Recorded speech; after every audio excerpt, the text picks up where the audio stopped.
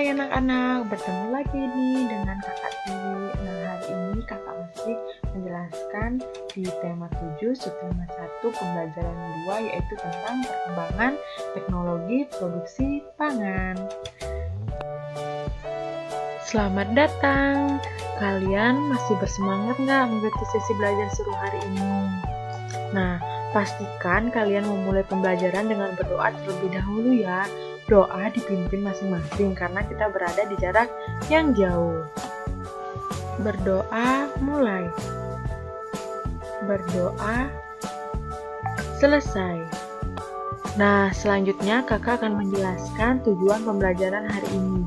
Yang pertama, dengan mengamati teks bacaan, siswa dapat menemukan banyak paragraf dari teks yang telah dibaca dengan tepat.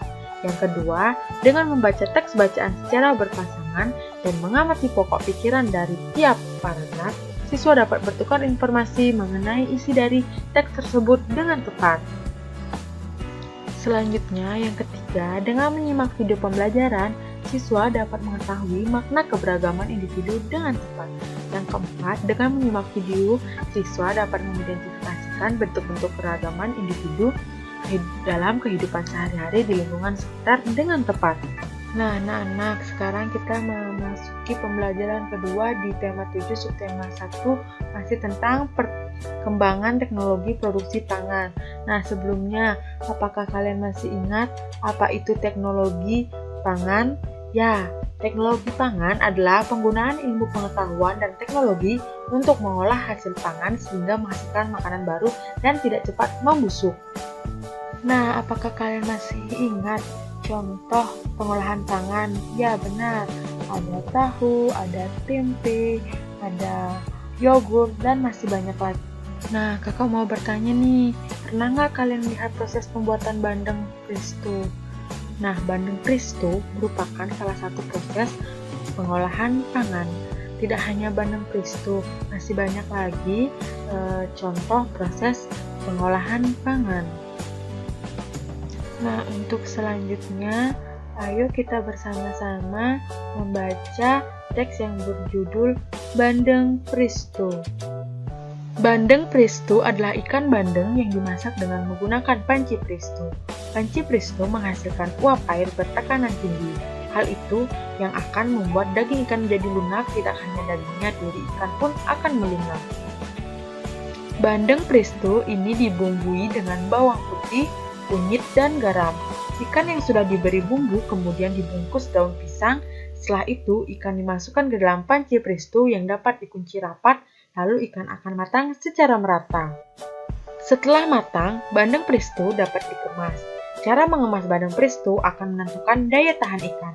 Jika dibungkus plastik, biasa ikan akan bertahan selama 5 hari, namun jika bungkus dengan menggunakan plastik tahan udara, ikan akan bertahan hingga 3 bulan. Nah, dari teks bandeng presto ada kumpulan kalimat yang diberi warna berbeda. Nah, warna berbeda itu disebut dengan paragraf. Jadi dalam teks bandeng presto ada 3 paragraf. Yang warna hijau yang disebut dengan paragraf 1, warna merah paragraf 2, dan warna biru paragraf 3. Nah, jadi ada berapa paragraf dalam teks bandeng presto? Ya, ada 3 paragraf. Nah, kalian pasti bertanya-tanya kan, apa itu paragraf?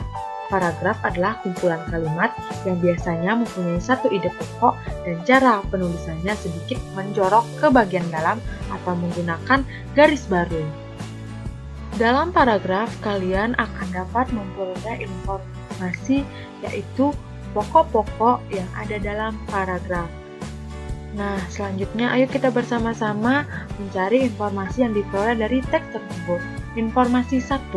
Bandeng presto dimasak menggunakan panci presto. Nah, untuk informasi yang kedua, panci presto akan membuat daging ikan menjadi lunak. Nah, teks bandeng presto menceritakan tentang proses pengawetan ikan bandeng menggunakan presto. Nah, siapa yang tahu informasi ketiga? Ya, informasi ketiga, jika dibungkus plastik biasa, ikan bandeng bertahan 5 hari. Dan jika plastik tahan udara, ikan bandeng bertahan hingga 3 bulan. Nah, untuk selanjutnya, ayo kita amati bersama-sama. Lani, Dayu, dan Siti sedang menikmati makanan. Nah, terlihat dari gambar bahwa Lani, Dayu, dan Siti menikmati makanan yang berbeda.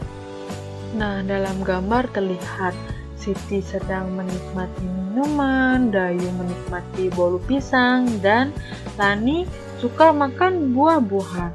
Semua suka buah-buahan, namun mereka menikmati buah dengan cara yang berbeda. Setiap orang memiliki kebiasaan yang berbeda-beda. Nah, dari kebiasaan yang berbeda-beda merupakan bagian dari keberagaman. Jadi, setiap orang itu memiliki kebiasaan yang berbeda-beda, sehingga terjadinya keberagaman karakteristik individu. Seperti yang pertama ada, setiap individu itu memiliki karakter atau sifat masing-masing. Seperti contohnya ada yang memiliki sifat penyabar, ramah, memiliki sifat yang rajin, sifat penolong, dan masih banyak lagi sifat manusia yang kita temuin di lingkungan sekitar kita. Yang kedua, setiap individu memiliki kesukaan yang berbeda-beda. Ya, kayak tadi contohnya, ada yang suka sama buah apel, ada yang tidak suka, ada yang suka susu, dan ada juga yang tidak suka susu. Nah, untuk yang ketiga, setiap individu itu memiliki kebiasaan yang berbeda-beda. Dari keberagaman karakteristik individu ini, anak harus memiliki sikap memahami dan menerima perbedaan kesukaan setiap orang yang sesuai dengan pengamalan Pancasila sila ke-3 yang berbunyi Persatuan Indonesia. Ya, ternyata materinya sudah habis nih. Sekian dulu ya penjelasan materi dari kakak. Nah, dapat disimpulkan bahwa hari ini kita sudah mempelajari tentang pengertian paragraf, apa itu paragraf, dan juga cara proses pengolahan bandeng presto, dan juga keberagaman karakteristik individu di lingkungan sekitar. Nah, untuk pembelajaran besok kita masih pembelajaran 3 ya. Jadi anak-anak dibaca-baca bukunya di pembelajaran 3. Nah, sebelum pembelajaran hari ini ditutup, mari kita berdoa menurut agama dan kepercayaan masing-masing. Berdoa mulai. Berdoa selesai. Om Santi Santi Santi Om. Bye bye.